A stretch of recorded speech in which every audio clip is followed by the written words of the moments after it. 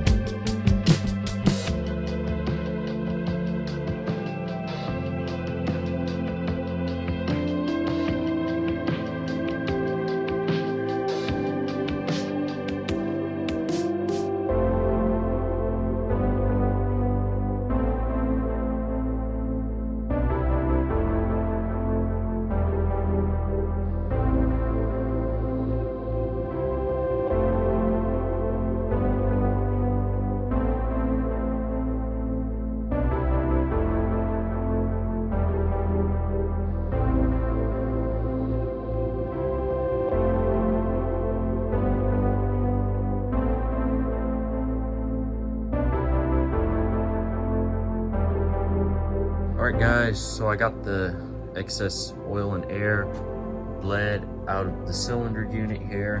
Just filled up the compressor. So unfortunately the GoPro died on me. So yeah, we're gonna have to do it kind of like this, where I do something, I talk about what I did, and continue like that, because I don't have enough hands. So yeah, the next step is put this back in the tube. So put it back together. So let's flip the page here in the book. Yep, so the next step, we're gonna put all the stuff back on, and then we're gonna put it back together. So let's get that done. Got the parts all cleaned up. Now it's time to insert this. Oh, about to get those.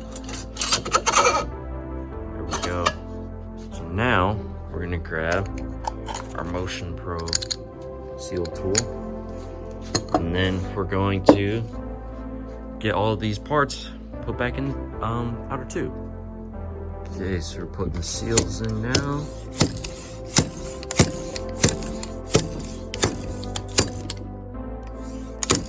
It's kind of hard with the hand.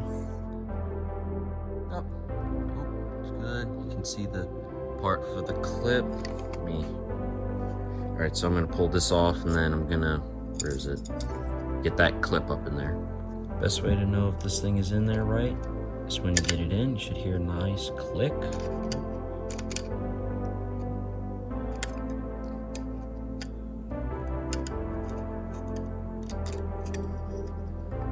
Grab it. There we go. Yep, it's in there good. Just gonna put this one up and get that one up. All right, so now we got all of this back together. Now we're gonna put some oil in it. Look here, this is the J model, 313 milliliters. It's got an adjustable range here. So let's see if you put it in and just, yeah, you just kind of put it in. So I'll put about 350 in. That's standard, so we'll just put 350 in. Let's see, so look at this. 350, same as last time. About there. So take this out.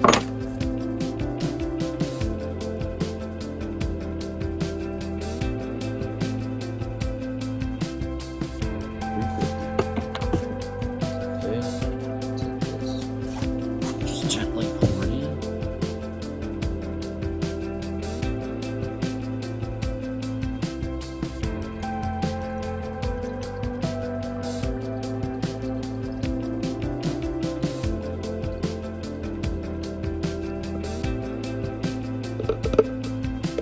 There we go. So that's got fluid. So that's one leg done. Just got to move the outer tube up, tighten it down. That's one leg done. Just got one more to do. Got the second leg mostly done. Just got to put some oil in it.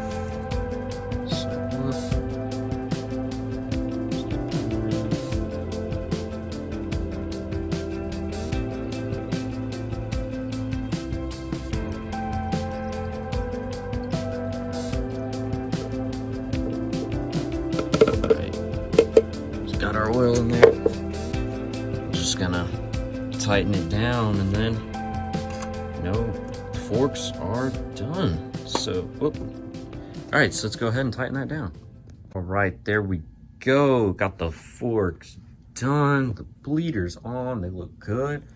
So we're all done with the rebuild, but we got one more step. We're gonna put the seal savers on, so let's go do that. So there it is, got the seal savers installed, looking real good. I didn't put this, it comes with a nice zip tie here, but I didn't put that on yet. I don't know if I'm gonna leave it like this, pull it down more, or push it up, so just figured I'd wait on that. But anyway, that's the end of the video here. Didn't pan out the way I thought with the camera dying, so we'll see how the final product turns out. But anyway, that's it. B Rice here on Warfield Motor Repair. Catch you guys in the next video. Peace out.